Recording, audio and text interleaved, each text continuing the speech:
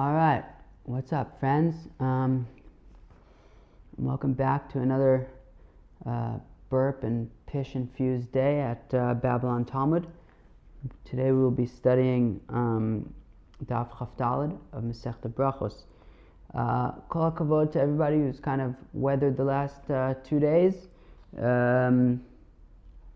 got about another 2 days until the end of the third parak, where we will continue delving into the halachos of like going to the bathroom and how that ties into davening, things like that. Mixed into these are some practical halachos, also some interesting stuff we're going to see today. If anybody's ever heard of the halachos of like kol Aisha, right, whether men should listen to women singing, also I think would be today would be the source for why some married women cover their hair. So there is some interesting stuff, unless this is like your thing in general, in which case it's all super interesting. Let's get started over here. Okay, so we're going to start about 6 lines before it gets wide. By Ba'amine Rav Yosef Brei Rav Nechunya me Rav Yehuda. Right, if you remember, he's the person from the end of yesterday who asked the questions. Now we're going to ask another question. I guess he really comes up in the context of like erva and stuff. Okay. So Rav Yosef Brei Rav Nechunya asked Rav Yehuda. Okay.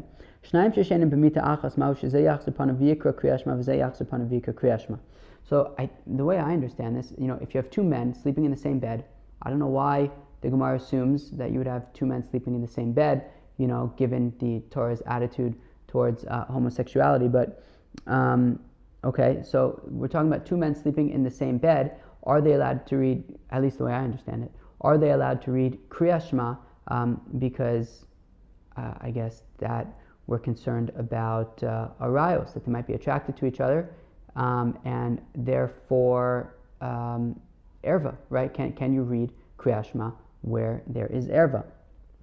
So Amalei Achi Amar Shmuel v'afilu ishto imo. So Rav Yehuda responded that that Shmuel says even if his wife is with him in bed, he can read Kriyas Shema. The implication of that statement being that certainly in this context he would be able to read Kriyas Shema. Okay, fine. I guess the assumption there being maybe like well, when he's with his wife, so then there's actual sexual attraction, but I guess in this context there wouldn't be sexual attraction is the assumption, and therefore it would be okay.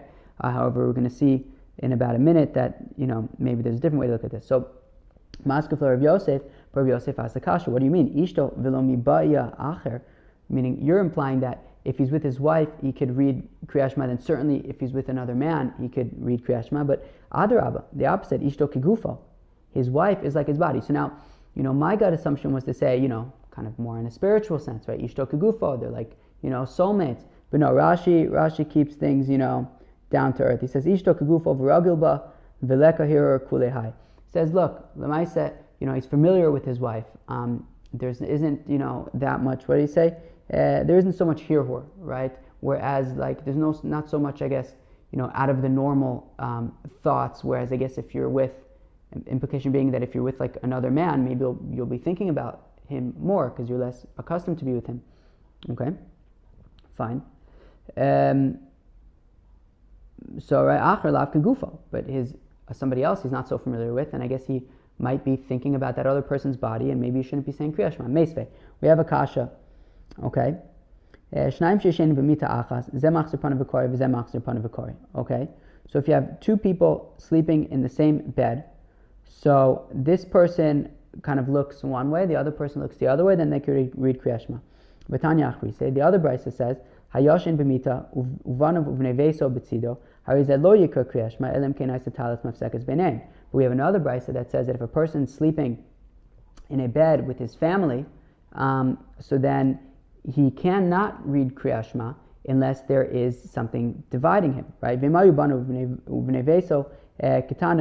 if his family were all katanim, so then it would be allowed. So, meaning on the one hand, we seem to have one brisa which is saying it's okay to read Kriyas Shema when you're in bed with somebody else, as long as you look the other way. The other one says that no, the only way you could read Kriyas Shema is if there's actually like a talis in between you, like an actual separation, and I guess, yeah, dividing, making sure that there won't be any contact between the people, that they won't be seeing each other. Okay, now if they're katanim, then it's irrelevant. Fine. Bishlam Rav Yosef. So I understand how you can answer this according to Rav Yosef, right? Who says that it would be allowed for your wife, but it wouldn't be allowed for somebody else. So then lo kasha, haba ishto, haba acher. That the first brisa that's saying that you can just turn the other way. So we'll define that brisa as referring to it being with his wife in bed. And the second brisa, which says that it's not allowed unless there's a separation, would be with somebody who's not his wife. Shmuel kasha. But according to Shmuel, who says that it's allowed with his wife and certainly with somebody else, well then, what's the first brisa talking about where he is allowed to just turn the other way and read Kriyat Shema? No, the opposite. What is the second brisa talking about when it says that you can that there must be a separation? Why would there ever need to be a separation? You can read Kriyat Shema when you're with your wife, when you're with somebody else. So Amalach Shmuel, Rav Yosef. So Amalach Shmuel, so Shmuel will respond to you. Rav Yosef minicha. Does Rav Yosef really fare any better? Ve'atanya. We have a brisa that says Hayasham b'mita uvanu b'vnei veso b'mita lo yikra Kriyat Shema elim kein Aisha talisum afsekas benan. So now Shmuel is defining that brisa which says that his family is with him, meaning including his wife, and it's saying that even if his wife is there, there must be a separation. So like the way we were understanding things up until now was basically everyone would agree that if you're with your wife in bed, so you would be allowed to read Kriyat Shema. The only question was with somebody else. But now here we have this brisa that's saying that even if you're with your wife, you would need to have a separation. So what's pshat? No, Rav Yosef is going to have to say that regarding saying Kriyat Shema when your wife is with you in bed, it's machlokas tanaim, and therefore we'll say it's machlokas tanaim by both. If so, Shmuel is going to say if you say that you can read Kriyat Shema with your wife in bed, so you could also read Kriyat Shema with somebody else in bed. And if you say that you can't read Kriyat Shema with your wife in bed, then you also cannot read Kriyat Shema with somebody else in bed. Okay, fine. Amar Mar. So whenever the Gemara says Amar Mar, it means that we said earlier. And I guess there's two ways that the Gemara references something earlier. Either it says Amar Mar or it says Gufa. So I think that Amar Mar is when it's referencing a brisa that we referenced earlier. And Gufa would be referencing a statement of an Amora that we said earlier. Okay?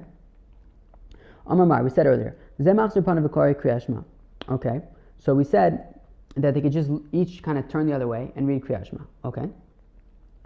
But what about the fact that their butts will be touching each other? So Rav Huna. So this taka assists Rav Huna, Dam Rav Huna. So Rav Huna says that you don't have to worry about people's butts touching each other because butts don't have erva. Okay? So let's say that the following thing.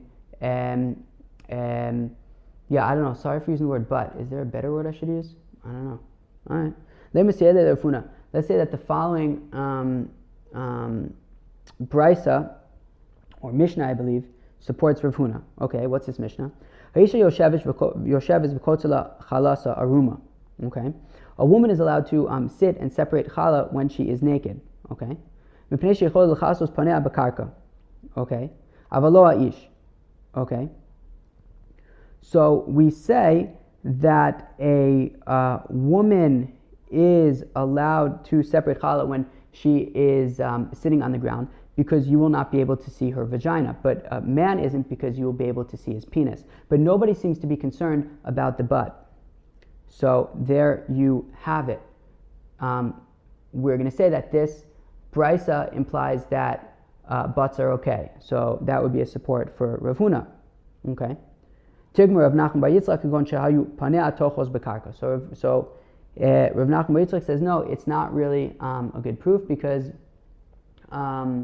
we're talking about where they were sitting in such a way that like their butt was kind of covered in the ground, so you couldn't really see it. But theoretically, this Mishnah could say that seeing someone's butt would be a issue of erva.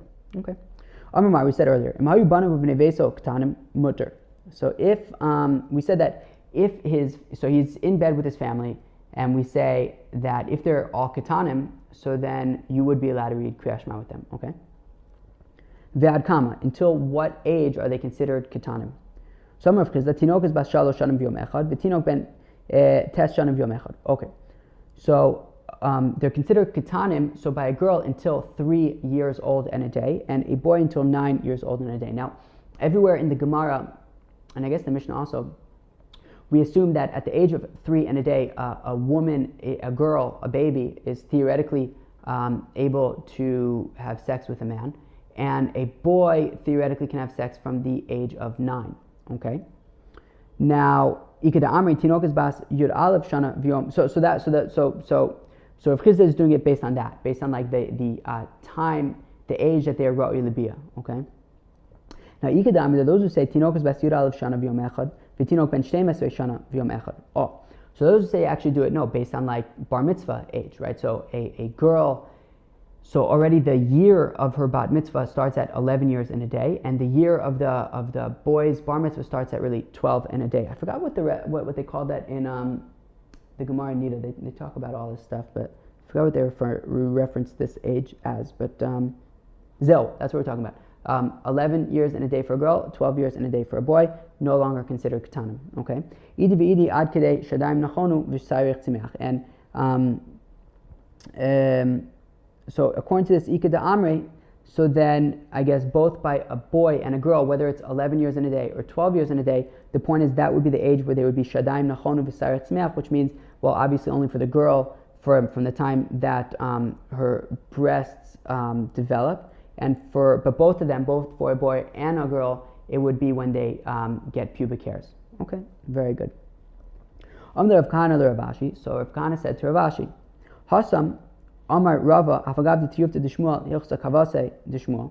So yesterday, right, we said in the context of putting your tefillin under your head, even though we had a brisa that proved Shmuel wrong, we nonetheless said that the halacha is like him. What do we say over here? Do we say that the halacha is like Shmuel, that you can read Kriyat Shema even with somebody else in the bed, even though there would seem to be a brisa that implies that you wouldn't be able to read Kriyat Shema with somebody else in the bed. So Achamai, do we say that the halacha is like Shmuel nonetheless? So Amalei Rav Ashi responded to Rav Kahana, Atukulu b'cha'ada machta machtinu, do we just like lump them all into the same row? No, Elecha de itmar itmar, Elecha de lo itmar lo itmar. No, where we say that, we can say that the halacha is like Shmuel, even though we have a brisa against him. So that's where we say that the halacha is like Shmuel, even when there's a brisa against him. But if we don't say that the halacha is like Shmuel when there's a brisa against him, we can't just assume that the halacha is like Shmuel when we have brisas arguing on him. Okay.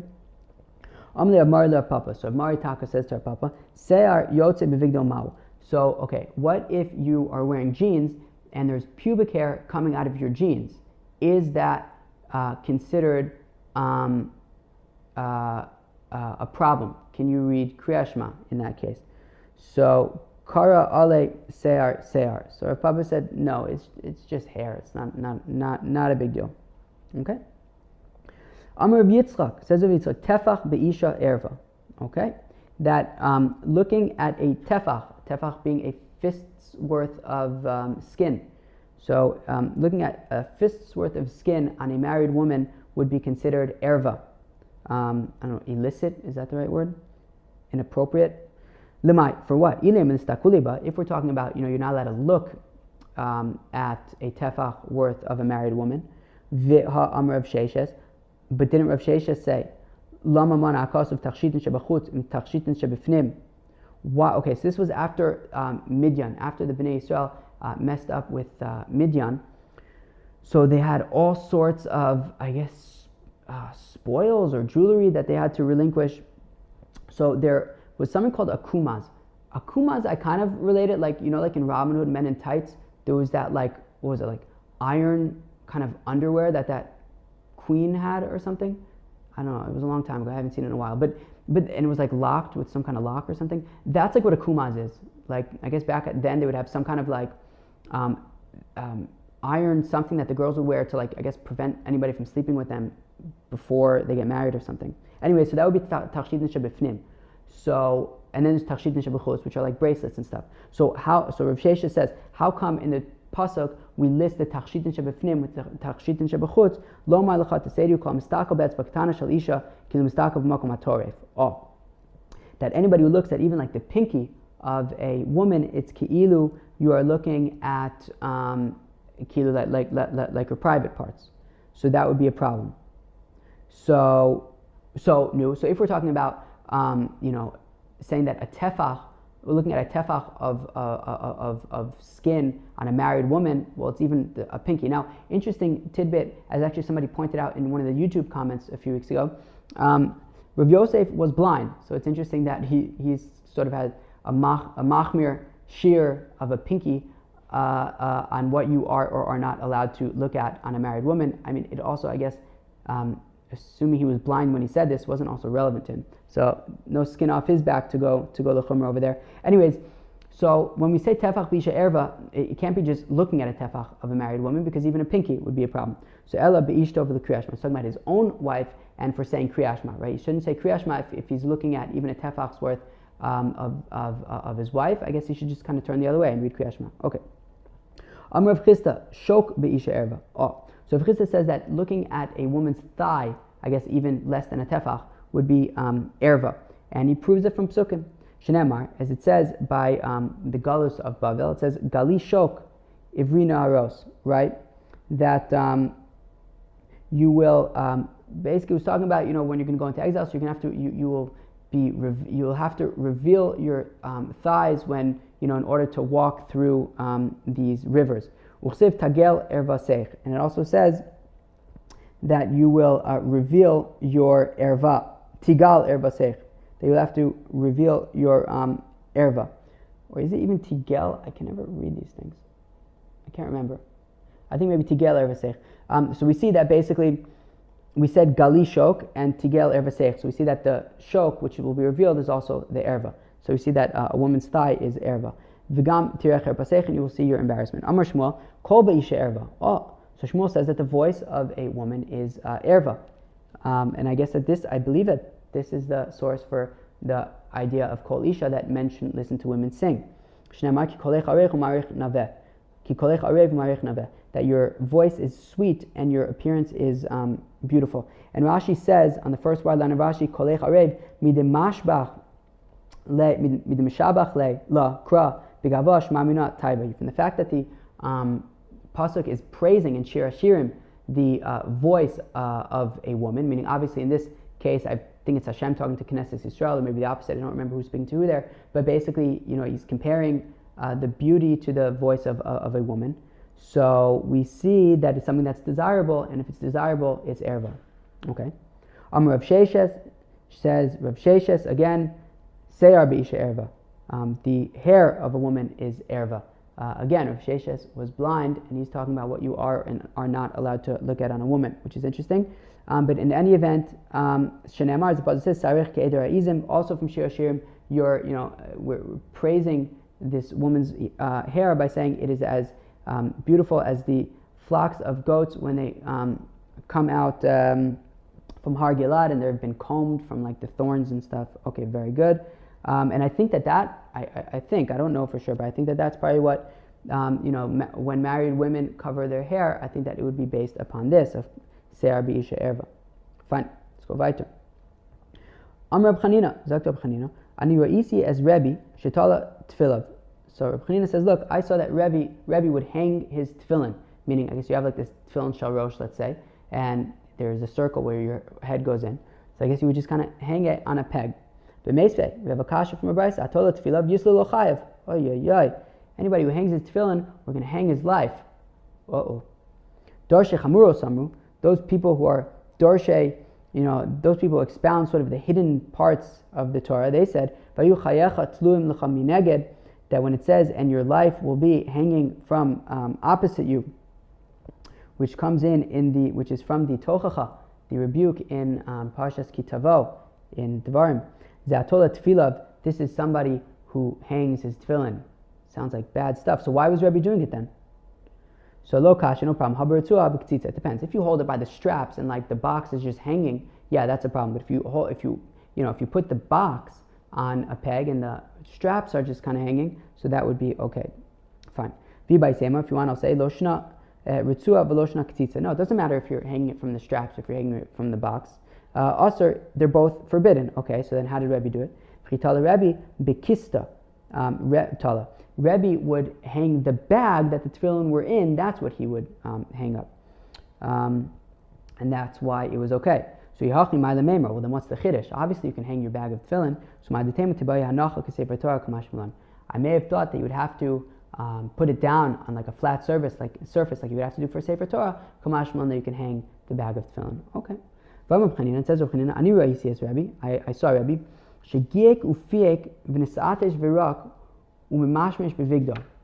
I saw that Rebbe burped and yawned and sneezed and spit, and he was scratching his clothing during Shemona Esrei. Okay. Aval loya misatev, but he wouldn't sneeze. No. I'm sorry. He wouldn't. One second. He would burp and yawn and sneeze and spit. Is that what I said? I think so. And he would rub his clothing. Okay. But he wouldn't. If his talus would fall off in the middle of davening, he wouldn't pick it up because that would be a hefsek. Okay. Uchshu mifaik hayamaniach yado al santero. And when he would yawn, he would cover his mouth. Okay. Meisvei, we have a contradiction. Hamashmiya kol b'tfilah, so arezim mikatnei amana. Oh, somebody who makes his voice heard when he's davening, he is from those who don't have proper belief, right? They feel that, if they just whisper their tefillah, God won't hear it, and therefore they have to raise their, say the words with a voice.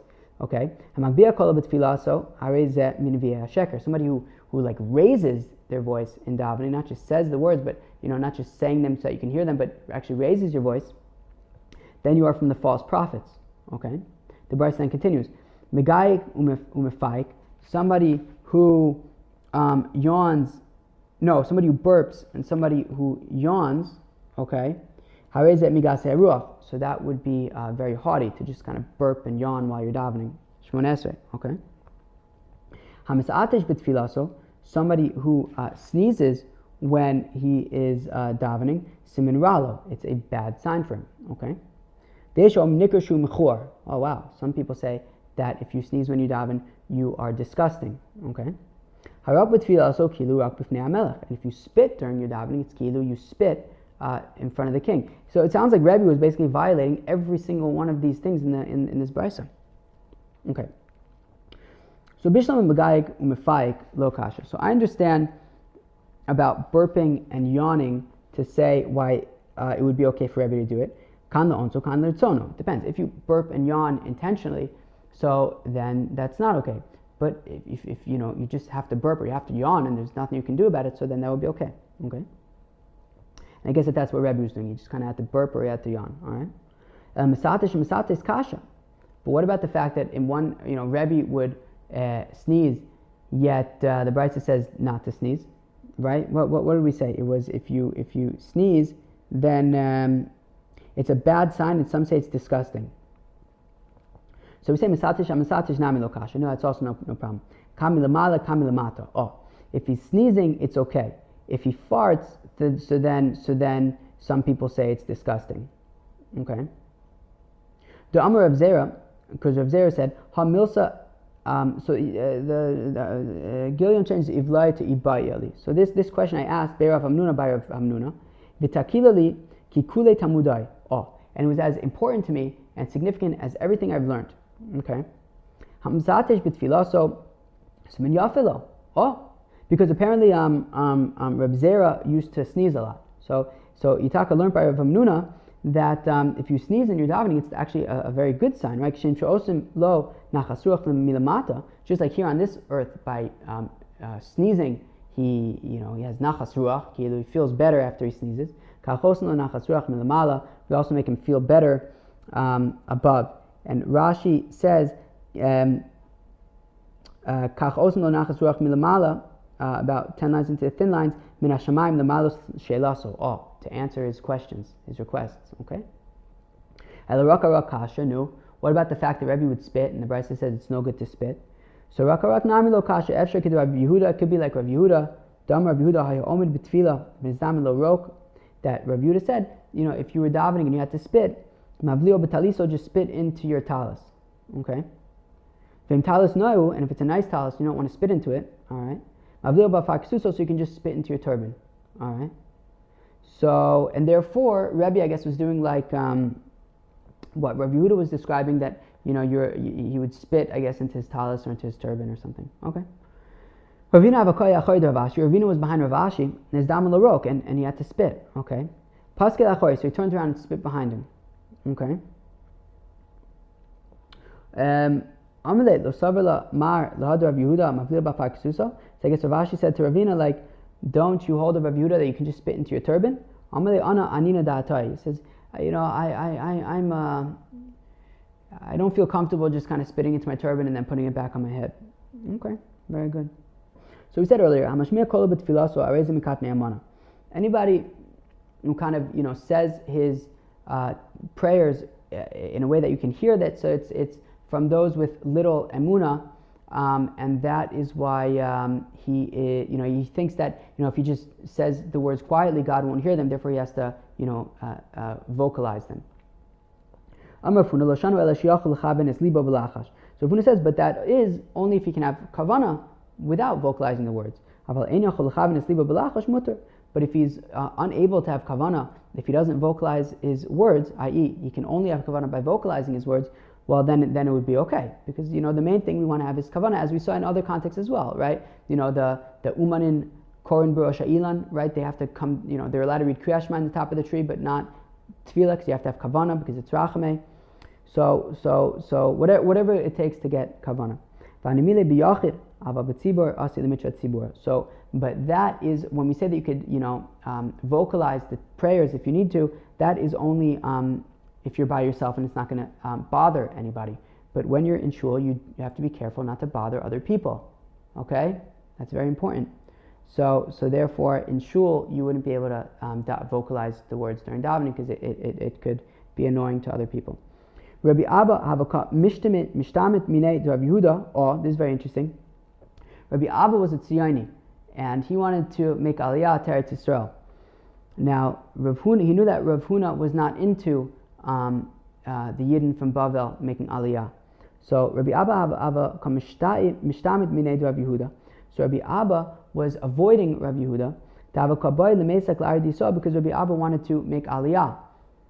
Rabbi Yehuda, and Rabbi Yehuda said,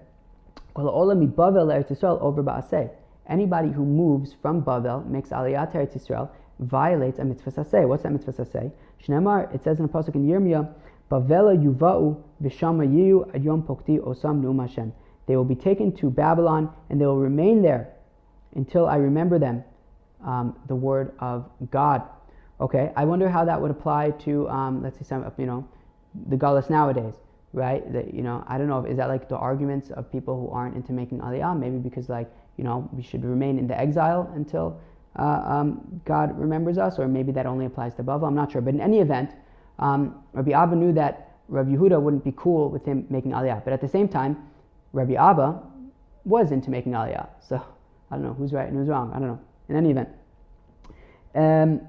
So Amar Ezel ve'eshma Mine Milsam Mibeis Vaida Vahadar Apik. So he figured he was mamash on his way. He was mamash on the way to the airport. He had his benefesh ticket. He got his 2 extra bags that he's allowed to take, 70 pounds each. And anyways, he was on his way to the airport. He figured let me just run over to the Beis Medrash quick, chaperine one last shir. He wasn't even going inside. He was just going to listen from the outside. So also Ashka the Tani Kamed Rav Yehuda. So he went and he found that the teacher was teaching in front of Rabbi Yehuda. What was he teaching? If he was standing in his davening and he sneezed, okay, no, and he farted. So mamtin ad sheyichle aruach b'chozer mispal. So he just waits until the smell goes away, and then he can continue davening again. Okay.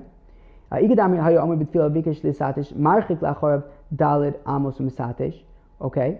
There are those who say that if he was davening and he realized that he needs to pass gas, then he should just go 4 amos away and pass gas, and then wait until the smell goes away, and then he goes back and he davens. Okay? But Omer, and he says the following: Master of the world, so I wonder if this is the source for Asher Yotzer, right? I mean, it definitely sounds very similar, right? You've created inside of us all sorts of cavities. It is known before you. It is known before you embarrassment and disgrace in our lives. I guess that, we have these less glamorous parts about us, that we have to go to the bathroom and pass gas and burp and do all those fun things. And guess what we have to look forward to? Worms and maggots. So it's great to be a human, but we also have these less glamorous aspects of our existence. And then he goes back to where he left off. Omar le ilulo basi el shmo davar zeh dayai. Oh, so what's the gimel over here? What's the gosabach? The gimel. Omar, right, he gets rid of le because, right, it doesn't say that he's talking to anybody specifically, right? So Omar ilulo basi el shmo davar zeh dayai. If not for the fact, if I only had come to the Bismedjish just to hear this one thing, that would have been enough. Tano banan hayashim betaliso. Oh, so let's say he was sleeping and he had a blanket. Now, and it was so cold that he couldn't remove his head from under his blanket. It was mamish like bundled up entire body inside of his blanket, and he didn't even want to remove his head from the blanket because it was so cold. So he just takes his blanket and basically makes some kind of separation between his head and the rest of his body, and the assumption is that he's not wearing any clothing, he's naked, and then he could read Kriyat Shema. Those who say that no, the cutoff point is not the neck, it is the heart. But according to Tanakama, so if the separation is the neck, well then his heart is going to see his private parts. So Tanakama holds that it's okay for your heart to see your erva. Okay. Amar Rav Huna, Amar Rav Yochanan, says Rav Huna in the name of Rav Yochanan. If he was walking in alleys that are dirty, I assume it means like smelly, dirty, maybe places where people go to the bathroom, right? So if he's reading Kriyat Shema, he can just cover his mouth. Okay, I don't know what his mouth has to do with it, but covers his mouth, and I guess because he's saying the words with his mouth. So just kind of cover your mouth, as if you're kind of like covering up like the words or whatever. Then you can read Kriyat Shema. Okay. So Rav Chizda said to Rav Huna. So also it's interesting that Rav Huna is quoting Rabbi Yochanan, because Rav Huna was in Bavel, Rabbi Yochanan was in Eretz Yisrael. Like Rav Huna was a student of Rav, so it makes sense that Rav Chizda is responding to Rav Huna because they were contemporaries. But I don't see why Rav Huna would be quoting Rabbi Yochanan. Anyways, Rav Chizda says, Rav Huna ha-Elohim. Yeah, right, that Rabbi Yochanan would say that, right? That's what ha-Elohim means in this context. It means it's like a word of like surprise. Like, what? Im amra li Rabbi Yochanan befume lo tzaisana le.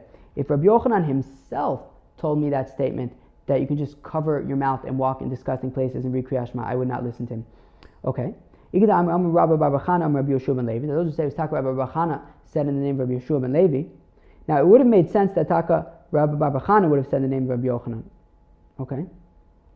Anyways, maybe he was also a student of Rabbi Yeshua ben Levi, though I'm not sure about that. If he was walking in disgusting, filthy places, he can just cover his mouth with his hand and read Kriyat Shema. And Rav Chizda said to Rabbi Bachana, Elohim. If Rabbi Yeshua ben Levi would have told me that himself, I would not listen to him. Okay. Now, would Rav Huna really say that you can cover your mouth and read Kriyat Shema in a filthy place? But I thought Rav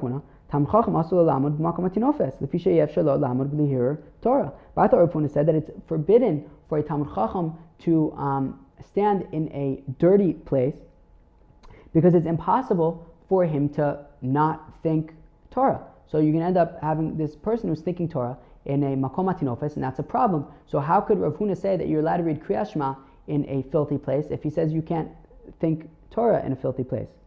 So another place, right, we had seen this a few weeks ago, like these places where equating Kriyat Shema with Torah, so here's another one.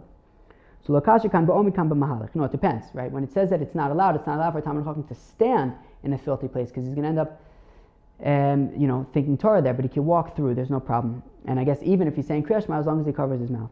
What did Rabbi Yochanan really say? So now Rav Huna was quoting Rabbi Yochanan, right? So what did Rabbi Yochanan really say, that you can walk through a filthy place and read Kriyat Shema as long as you cover your mouth? Amar Rabbi Bar Chana, Amar Rabbi Yochanan. Rabbi Bar Chana said the name of Rabbi Yochanan. Right? That you're allowed to think about Divrei Torah everywhere except for a bathhouse and a bathroom. I guess the implication being that these are Mekomos Atinofes. So how could Rabbi Yochanan say that you could read Kriyat Shema in a Makom Atinofes if we say that you're not allowed to be Mahari Divrei Torah in a Makom Atinofes? And if you're going to say the same answer, that no, when Rabbi Yochanan says that you're not allowed to be Mahari Divrei Torah in a bathroom and a bathhouse, that's when you're standing there. But when he says that you're allowed to cover your mouth and read Kriyat Shema, it's when you're moving. But is that really so? But one time, Rabbi Abo was walking behind Rabbi Yochanan, and Rabbi Abo was reading Kriyat Shema. And when he got to a filthy place, a filthy alley, so Rabbi Abo stopped reading Kriyat Shema. And Amalei Rabbi Yochanan, he said to Rabbi Yochanan, where should I continue back? Where should I go back to? I guess they had left already now this filthy alleyway. And Rabbi Abo asked Rabbi Yochanan, where should I now go back to now that I interrupted my Kriyat Shema? So Amalei Im Sha'isa K'dei Ligmor Eskula Chozer L'Rosh. If you waited enough time that you could have finished the entire thing, so then you go back to the beginning of Kriyat Shema. So what the Gemara seems to be asking is that we see that Rabbi Yochanan would say that you cannot read Kriyat Shema in a filthy alleyway, because we see that he was walking with Rabbi Abo, and Rabbi Abo interrupted his Kriyat Shema when they got to the filthy alley. Rabbi Abo then asked, where should he go back to? And Rabbi Yochanan answered as if like it was totally normal, as if he did the right thing. Like, yeah, of course you should stop reading Kriyat Shema when you got to the filthy alleyway. So how can we say that Rabbi Yochanan would say that you're allowed to read Kriyat Shema in a filthy alleyway as long as you cover your mouth? So the Gemara says, no, hachi ka'amalei. This is what Rabbi Yochanan was responding to Rabbi Abo. Ledidi lo severely. No, first of all, to set the record straight, I don't agree with what you did, or at least I don't hold that what you did is required, okay? I say that you can cover your mouth and read Kriyat Shema in a filthy alleyway. But according to you, the Svirlach and Sheisik de Ligmar Skula, the Svirlach, but according to you, that you hold that you're not allowed to read Kriyat Shema at all in a filthy alleyway, so then Im Sheisik de Ligmar Skula, Chozer L'Rosh. If you waited enough time, meaning if you were walking through the filthy alleyway enough time that you could have finished the entire thing, so then go back to the beginning. Fine. Tana Kavasa de Rav Huna. We have a brisa supporting Rav Huna. Tana Kavasa de Rav Chizda. So we have a brisa supporting Rav Huna who says that you can cover your mouth and read Kriyat Shema in a filthy alleyway, and we have a brisa supporting Rav Chizda that says that you cannot. Okay. Tana Kavasa de Rav Huna. So we have a brisa supporting Rav Huna. Mahalach min bosam tunafos. Somebody who's walking in filthy alleyways. Maniach yado al piv v'yika Kriyat Shema. So he can cover his mouth and read Kriyat Shema. Okay, great. Tana Kavasa de Rav Chizda. We have a brisa supporting Rav Chizda. Mahalach min bosam tunafos. If he was walking in filthy alleyways, lo yika Kriyat Shema. You shouldn't read Kriyat Shema, full stop, period. But if he was reading Kriyat Shema, posek, he should stop. Lo pasak mai, what if he didn't stop? So Amar Rabbi Miyasha bar Breit to Rabbi Yeshua Malevi. So Rabbi Yeshua Malevi's grandson Rabbi Miyasha said, all of because of Omer says about him, I gave them bad statutes and rules that they can't live by. Okay? Or they won't live by. Rabbi Yasi Amar, Hoy Moshche Ha'avon Bechavle Ashav. Woe is to those who schlep the sins with the ropes of falsity. Okay? That they disgrace the word of God. Mascharo, and if he stopped reading Kriyat Shema in order to go through these alleyways, what do you guys think his reward would be? Seems like the sort of standard reward for everything that we want to reward, which is Amr Be'abo, Allah V'Kasav Omer, V'Davar Zeh Tarichu Yomim, you'll have long life. Shkayach, everybody. I hope you enjoyed. Just a quick recap. Okay, so look, a lot of continuation of like kind of, the maybe less pleasant parts of the human existing, less glamorous parts of human existence, but nonetheless important. We learned some important halachos about what's appropriate and not appropriate to do when you are davening, Kriyat Shema, Tefillah. We learned interesting stuff about, Kolisha, which is a whole world. I guess I assume that this is like the proof for it, but interesting stuff today.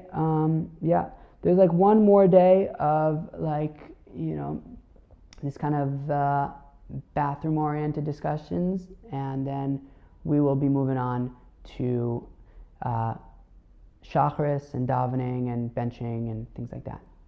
Berachos. Peace out.